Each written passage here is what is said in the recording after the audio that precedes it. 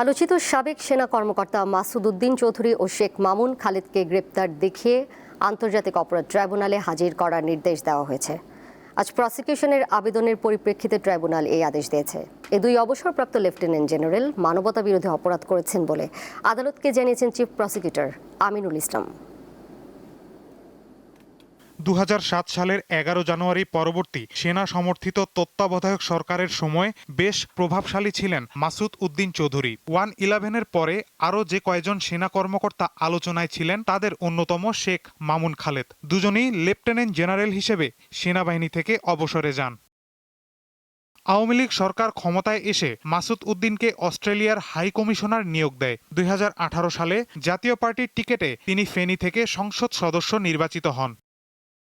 চলতি বছরের 23 মার্চ মধ্যরাতে মাসুদ উদ্দিনকে গ্রেপ্তার করা হয়। দুদিন পর গ্রেপ্তার করা হয় ডিজিএফআই এর সাবেক মহাপরিচালক শেখ মামুন খালেদকে।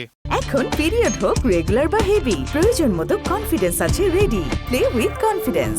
রবিবার আন্তর্জাতিক অপরাধ ট্রাইব্যুনাল 2 অবসরপ্রাপ্ত লেফটেন্যান্ট জেনারেল মাসুদ উদ্দিন চৌধুরীকে জুলাই অভ্যুত্থানের সময় ফেনীর একটি হত্যা মামলায় গ্রেপ্তার দেখানোর আদেশ দেয়। একই আদালত অবসরপ্রাপ্ত লেফটেন্যান্ট জেনারেল শেখ মামুন খালেদকে গুমের মামলায় গ্রেপ্তার দেখানোর আবেদন মঞ্জুর করে। তাদেরকে 7 এপ্রিল ট্রাইব্যুনালে হাজির করতে হবে। প্রসিকিউটরের কার্যালয় থেকে আমরা ট্রাইব্যুনাল 2-এ দুইজনকে শোন অ্যারেস্ট করার জন্য আমরা আবেদন করেছি। ট্রাইব্যুনাল 2 আমাদের বক্তব্য শুনে আগামী 7/4/2026 তারিখে 10:30টায় জেল কর্তৃপক্ষকে এই দুইজন আসামিকে ট্রাইব্যুনালের সামনে হাজির করার জন্য নির্দেশনা দিয়েছেন। এই দুই সেনা কর্মকর্তা 111 ও আওয়ামী লীগের শাসনামলে মানবতা বিরোধী অপরাধের সঙ্গে যুক্ত ছিলেন বলে জানান চিফ প্রসিকিউটর। মাসুদ উদ্দিন চৌধুরী এবং মামুন খালেদ দুইজনের বিরুদ্ধে 1/11-তে অনেক অমানবিক বা মানবতা বিরোধী অপরাধ আছে।